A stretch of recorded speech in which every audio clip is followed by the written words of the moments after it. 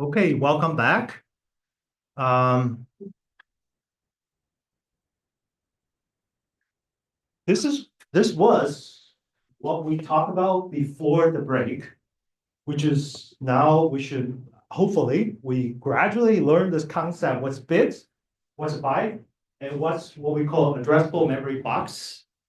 And then we try to find out the mystery are two things. Number one is what's the difference between so-called address and pointer?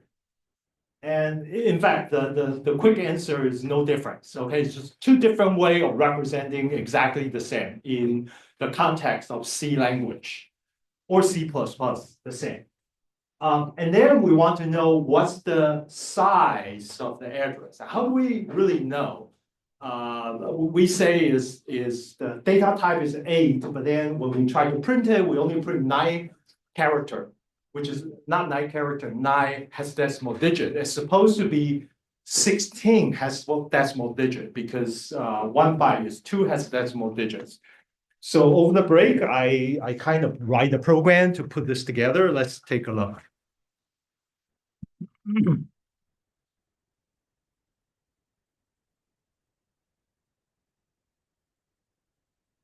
Okay, let's take a look at this program I did over the break. This might be, I will consider this kind of advanced because even for me, it took me a while to get the right syntax. Let's first try to do the easier part. The easier part is what's the difference between the pointer and the address. So I declare this XP over here. This is syntax to say, hey, XP is a pointer. So when you declare integer star, that means it's the data type of this variable is a pointer to an integer. That's why I put the star syntactically closer to int instead of closer to XP. So sometime you will see people do the following. By the way, these two are syntactically exactly the same.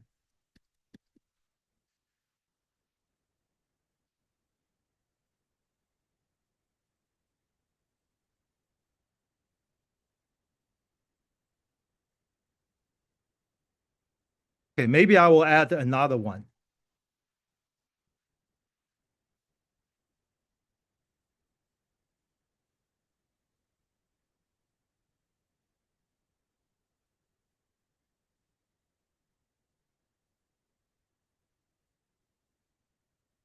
Showing you 4 different ways to express exactly the same situation. So I'm all declare something called XP. XP is a variable I'm declaring. And what's the data type of XP is a pointer to integer. And then I can represent this way. Sometimes you see people do this. Sometimes you see people do this. And sometimes you see people do this. Okay, they're all okay. And the difference, the reason I prefer to put the star near the int instead of near the XP. I mean, this, by the way, I first learned C. I actually do the third way. What I'm saying is that, okay, I have a data type called int. And then the derivative of XP, which is a star, is actually sometimes we call it derivative.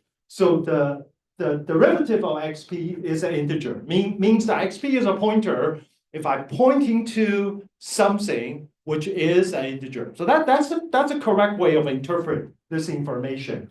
But over here, the way I do this is I have a data type, which is a pointer to an integer, that's why I put integer star together. And then basically that pointer has a data type called XP. Okay, that's a different way, depending on how you look at it. My preference is the pointer is a data type. It's a data type means I can treat a pointer just like I treat a regular data type, such as integer or long. Okay, so that's the first part. So let's try to do this part. I'm going to comment out the rest. And I'm going to change this to the pointer of XP and the address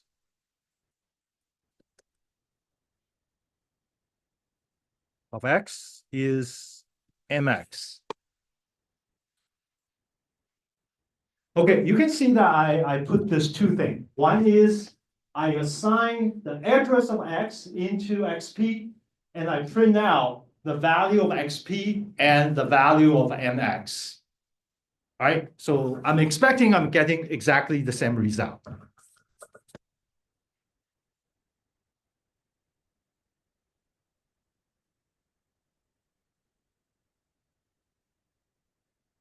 Okay, so I'm getting, you see that I'm getting two. One is I'm getting a zero. Why am I getting zero X? What? Oh, sorry, it's this two. Thank you. I'm still thinking why I'm getting that. Yeah, this two, you see, they're exactly the same. The pointer of X is that 9 has decimal digits. And the address of X is exactly the same. Okay, so that's great. Okay, now let's try to resolve the second mystery is exactly what are those 16. So I actually figure out a way to print the hexadecimal digit 2 by 2. So I'm actually printing the address. Is the first one is 18 B4 A9 61000. You see that is 18 B4 A9 61. I only print one in this format, but I actually look at the rest of the memory is all zero. So technically, they are 8 byte. It's just first 7 byte, they're zero. So the output system, they didn't fill in the rest of the information. So that's why we actually saw there was only 9 bytes, but is actually the whole thing. Okay. Okay. Any question regarding the question I was talking about? Now I'm going to show you very briefly about how I print this 8 bytes of information. This part, by the way, is pretty messy. Okay, is really user unfriendly, especially for the first time programmer. But I'm going to show you anyway, because C programmer eventually you will see all the ugly part about this language. Okay, so I declare, because I know I'm actually going to have 8 byte information that I'm going to store something called address. So I create a array of 8 character. Each of the character, by the way, each of the character in C or C++ is 1 byte. So I create 8 bytes. So I have an 8 byte array address because I want to, the reason I want to create 8 byte is such that I can print each individual byte. I can actually do that. Okay, so now this is an interesting part. What I did is I put this integer star star as a type, and I casting this address into this integer star star. I'm not going to tell you what integer star star is today, okay? But it's a way to say this is a type is pointing to an address, which is then that pointer is pointing to another address. That's why the 2 star means that it's 2 hops. It's a pointer to an address. That address is pointing to another address. So that's why it's an integer star star. So what I did is I casting this array of 8 byte into integer star star, and then I said the content of that first star is going to be the XP, is the address. Now what I did this part is just I put in what I call the content of the pointer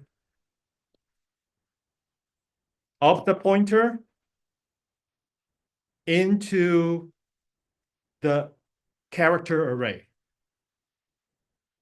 Okay, that's what this line is doing. By the way, I spent quite a bit of time. If some of you watching me doing that during the break, I gave tons of warning for incompatibility. And then I figure out, okay, I need to do it this way in order for me to transfer that 8 byte of information from A byte pointer into an A byte character array. By the way, you think about that. They're both A memory box. They're all contiguous and they're all in the memory address. To move one A byte to the other A byte, technically is much doable. But as a programmer, we realize the compiler will actually try to check whether you're doing the right thing. So they gave us a lot of check to make sure we know what we're doing. That's why I have to figure out the syntax with some effort to basically try this. Oh, it didn't work, so I tried this. Eventually, I got it to work. So that's commonly happen as a C programmer. But in principle, you should say, hey, there should be no problem to move 8 byte of information from the other one.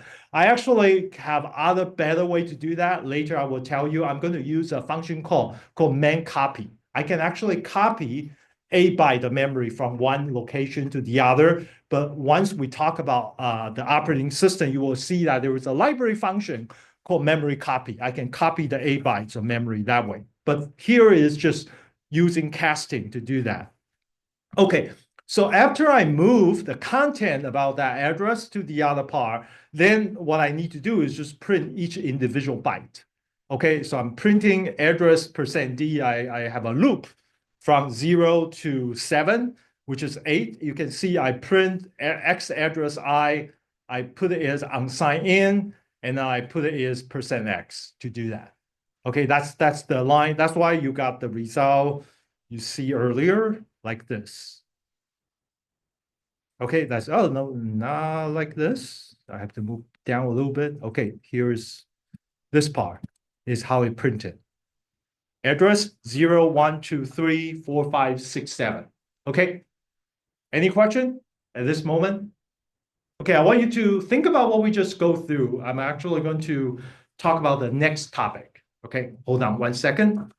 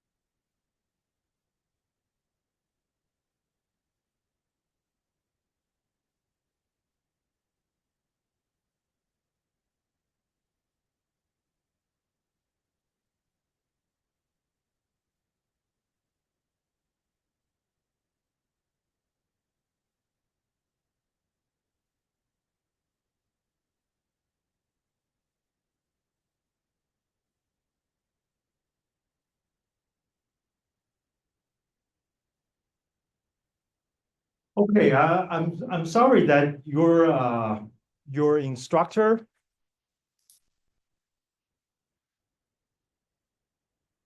See the student in the back. I mean, it's just I have trouble.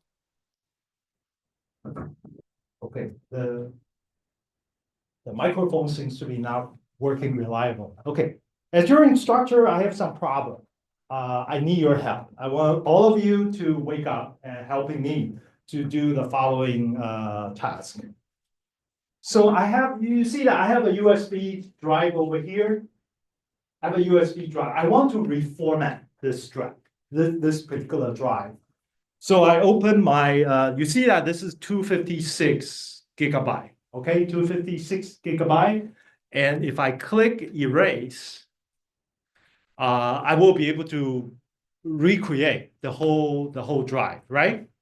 And then if you look at here, there is a format. There's a format, means that I want to see what kind of format. If you look at the option, I have at least 3 options I can choose to do format my USB drive. How many of you have ever format or erased your USB drive before? Have you ever done that? You don't need to do that? Okay, well, you should learn how to do that because sometimes you have some information you want to wipe out your personal financial information on your hard drive or on your whatever drive you store there, but you realize, oh, sometimes you want to give this USB drive to other people. You need to do something called low-level format, by the way. Okay, so this is just let you know. But here, if you haven't done this, let me went through this with you. I have a few different formats about how I can put my USB drive together. So one of them is called Microsoft NTFS. Okay, so let's not worry about NTFS, but let's worry about this two. One is called MS-DOS FAT. The other one is called EX-FAT. Okay, sometimes the MS-DOS FAT is called FAT32. Have you heard about, have you ever, I mean, any of you, if you have a USB drive, you can actually take a look. What is the what do you call that? The file system format regarding your drive. Let me actually show you mine looks like.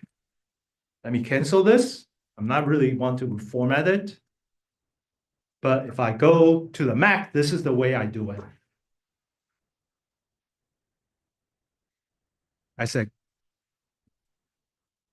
If I say get info on my USB drive, you see that this is called EXT-FAT.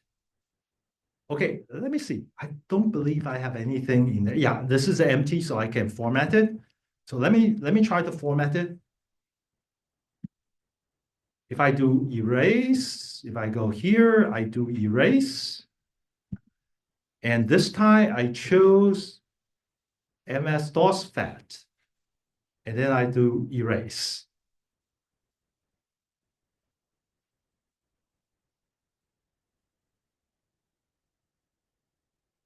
Okay, it's done.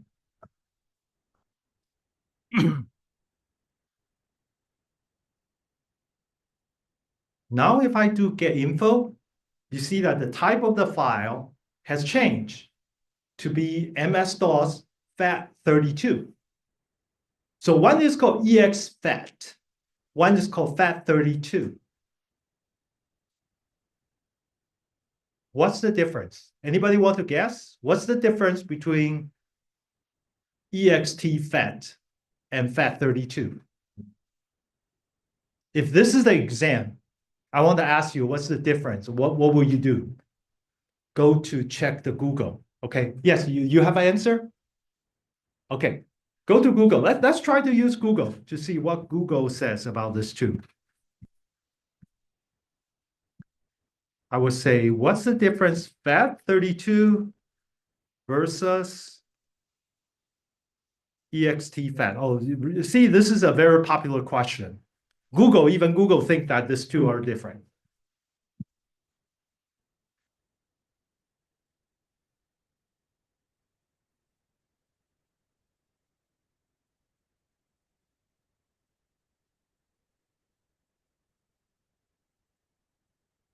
Okay, if you take a look at the information I was talking about,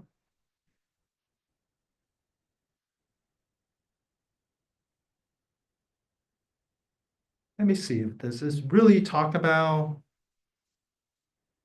the information. Oh, I saw the information I want. Okay. What do you think after you take a look at this kind of information about what's the difference between FAT32 and EXT-FAT? Anybody want to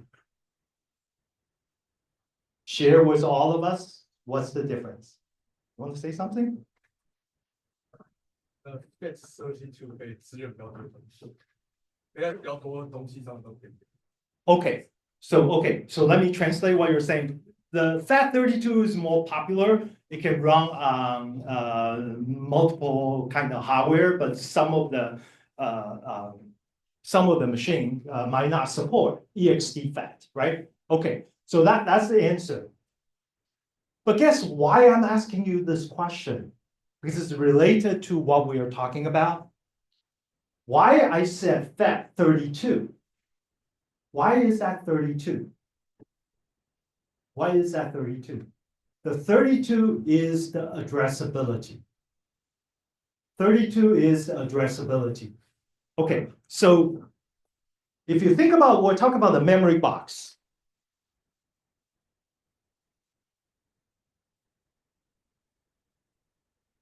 Now this one, I'm going to kill it. Where's my PowerPoint?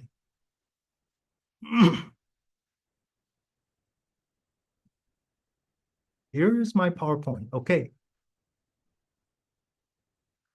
So we talk about this addressability, about all this memory. Each of the memory is 1 byte.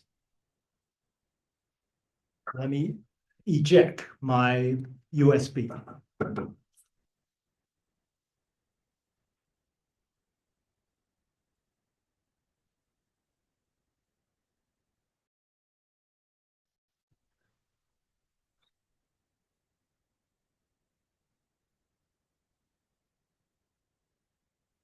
Okay, I hope my recording, everything is okay. Let me see. Yeah, my recording is still continuing. That's great. Sometimes the networking is causing some issue, but that's great. Okay. Okay, I want to use this one to take a look at it. So we have been talking about this memory box concept, addressable. What's this? This is a USB. This is also a memory. So think about programming an address is not just the memory in your computer. Later, I will show you a physical picture. You can see that the memory on your computer looks like. But this is also a memory. Your hard disk is your memory. And this memory has memory box, has addressability.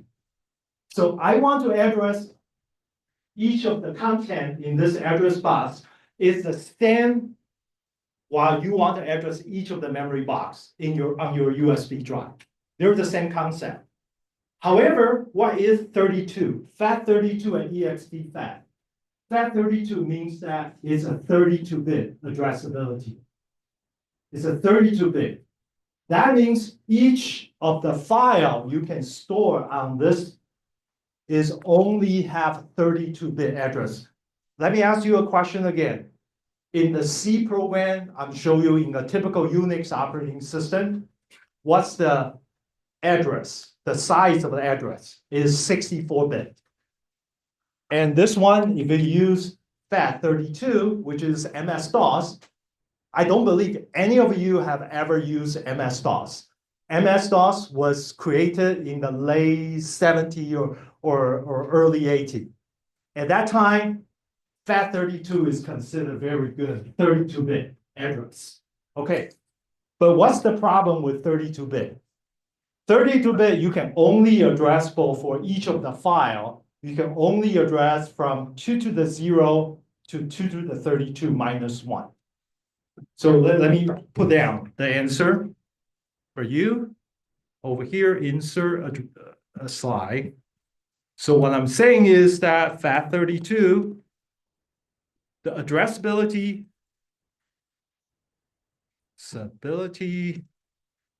is only 2 to the 32. And if each of the memory block, okay, now is a memory byte. Let me see, 2 to the 32. Yeah, 2 to the 32. If each of the memory cell is 1 byte, then how many bytes you can address using addressability 2 to the 32? File size is going to be 2 to the 32 times 1 byte. 2 to the 32 times 1 byte. Because if you think about that, if you follow the FAT32, then essentially you can, for each of the file you store on that USB drive, you can only have 2 to the 32 memory box. And you times each of the boxes is 1 byte. 1 byte times the 2 to the 32. So the largest file size you can have is 2 to the 32 times 1. And what's 2 to the 32 times 1? How many bytes is that? Okay, let me tell you the quick math to do this.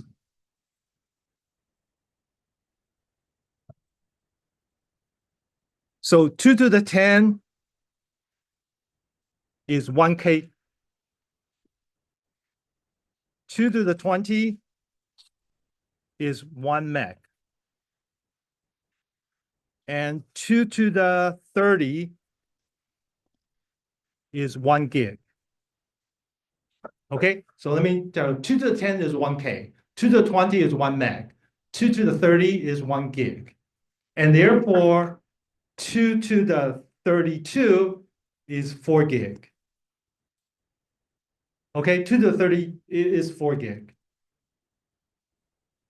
So in other words, if you want to have the FAT32 with this addressability, then when you have a USB drive, the largest file that you can put it on is 4 gigabyte.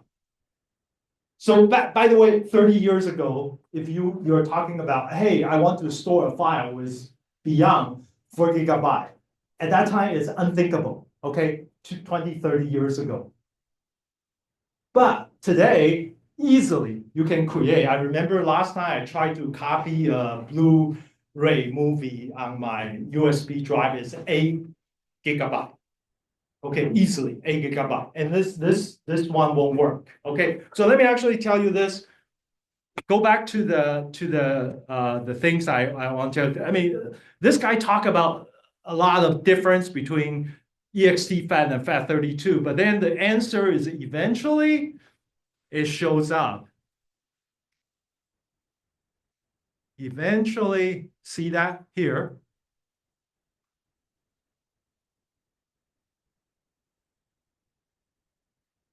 You see that? It says you cannot support file size more than 4 gig.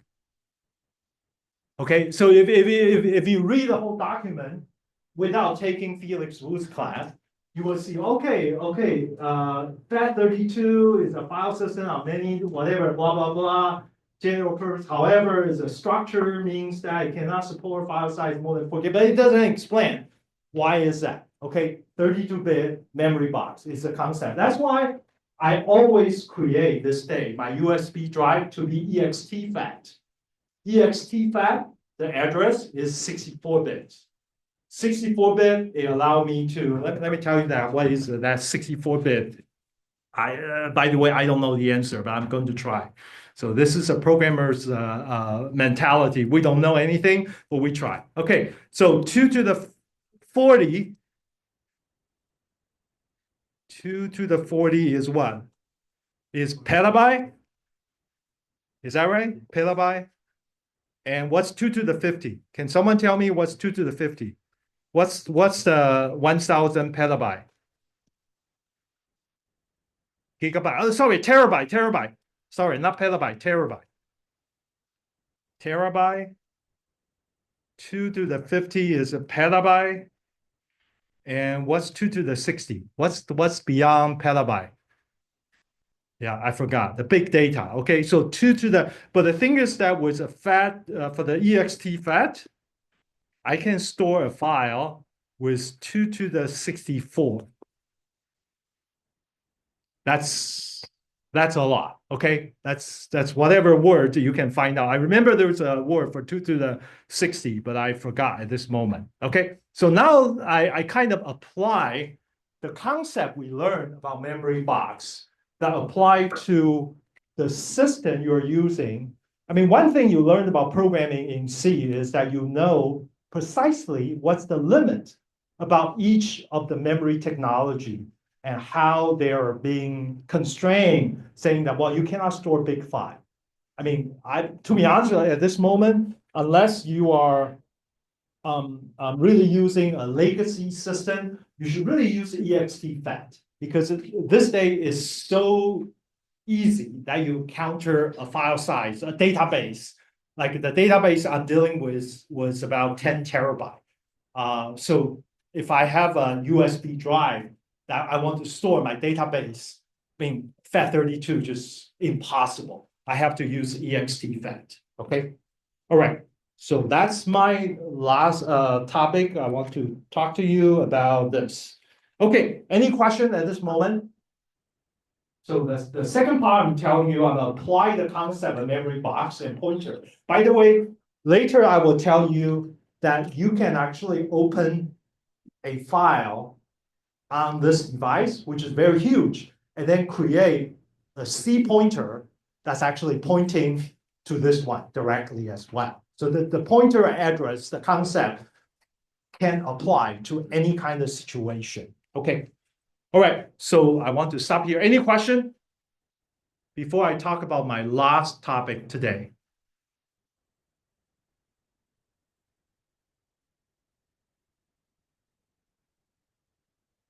Okay, so let's go back to my little program. So remember, we run the program and we have this this address output looks like this, right? Address 0 is 1A, B4, A9, 61, 000. Okay, so let's actually go to my PowerPoint slide. I want that. This is the output I actually just got. Okay.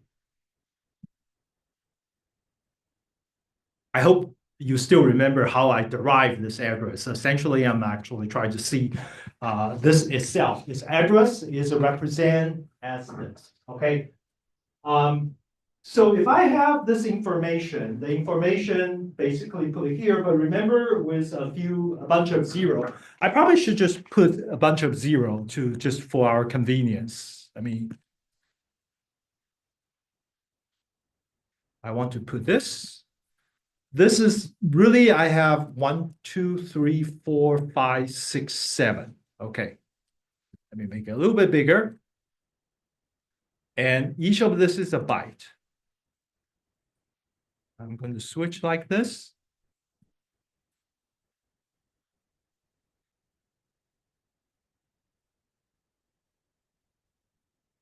See that I have a 8 byte. Now I kind of show it to you. I have 1, 2, 3, 4, 5, 6, 7, 8. That's represent my address. Okay, I'm actually doing my address here, but then I show you, I wrote the program, I write a loop. I wrote a loop. I print each of the bytes in this order. And then the first byte I actually printed is 18, 1/8. It's not really 18. It has a decimal 1/8. And the last byte was 0. Okay. You see any question, any problem about this? So how many bytes I have here? I have 8 bytes. But then this one I call the least significant byte. Have you heard about this concept? Least significant byte. This is called most significant byte. MSB and LSB. MSB is the most significant because if you add 1, that's a huge number. You add it to the whole number that you have. And the least significant, meaning that they represent in the number system, that's least significant in affecting the number itself. Okay, so this is the most significant by least significant. Of course, it's important in statistics.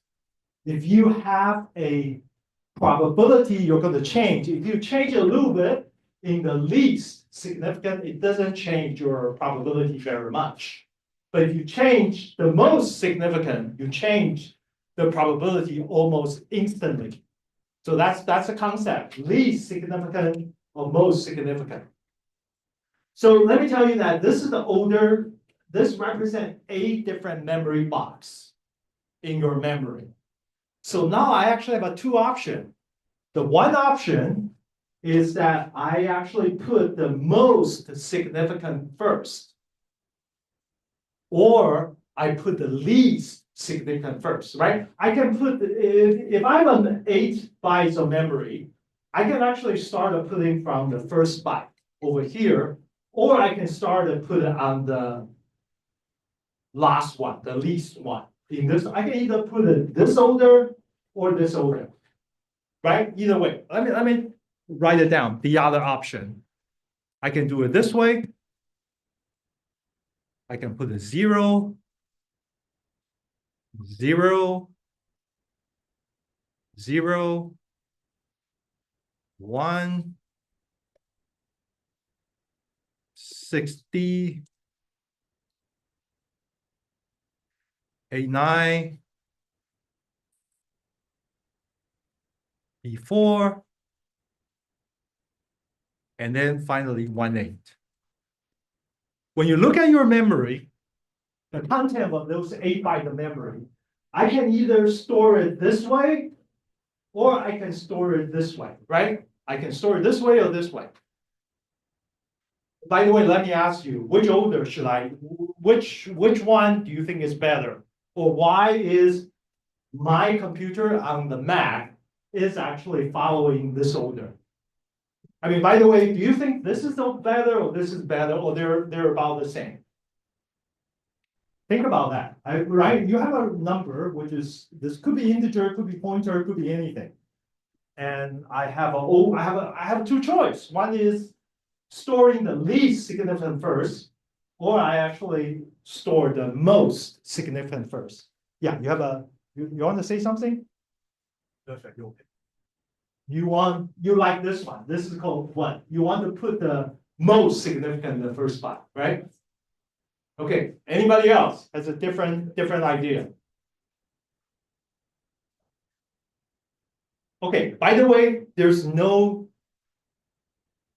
better or worse option. But it's important for you to understand the memory, because I mean, if you're a Python programmer, by the way, you don't care about this.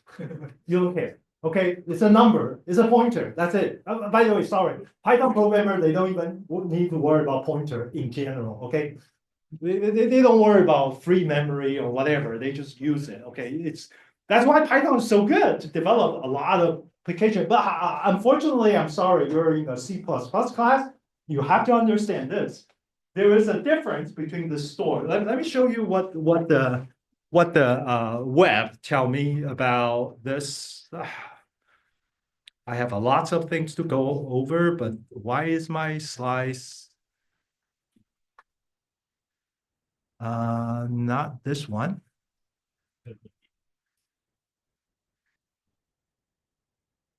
I thought I have a slide talk about this.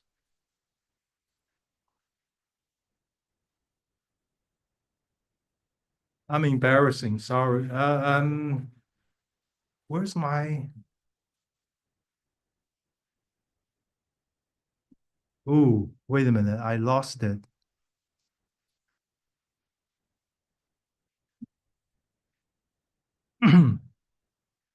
Did I store in a different file? I might have storing a different file. Sorry, I might have put in a different file.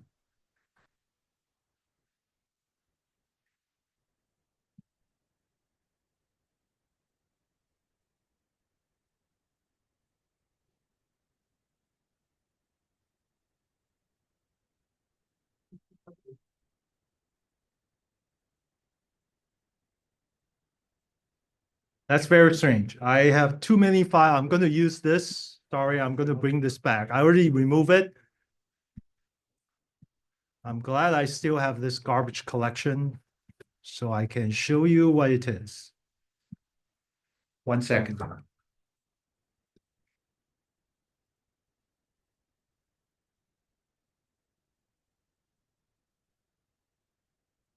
Not this one. I know what I want to do. I want to put it here.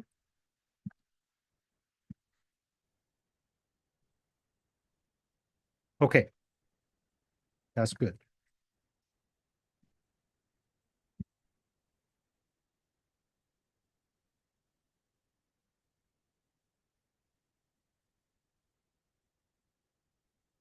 Okay. So this is what we call the big endian. So what's big endian? So there are two representations. One is called big endian. One is called little endian. Big endian is putting the most significant byte first. So if you have a number 0, 1, 2, 3, 4, A, B, C, D, then 0, 1, 2 is over here. What you see in our system is what we call it's called little endian, which is basically the least significant byte go first.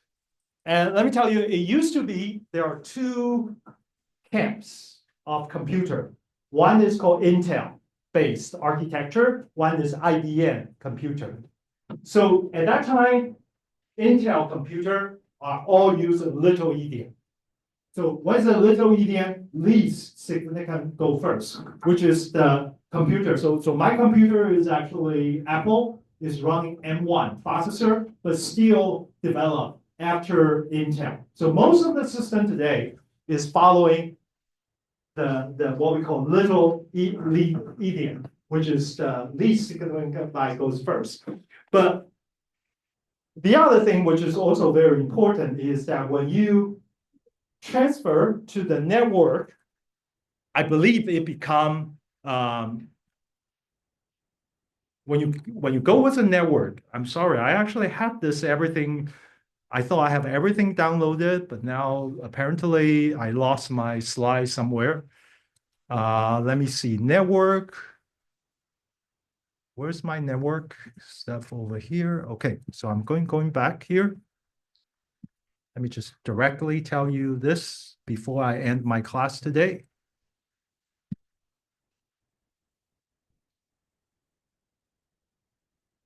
We'll say network by order.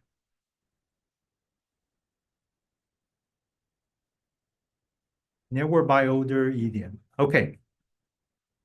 Okay, so the network by order is always big endian. Okay, it's interesting. As a C programmer, you have to worry about this, in fact. Why is that? Because when I run a information, such as address, such as integer, on my computer, is following what? Little endian. Little endian means the least significant byte go first.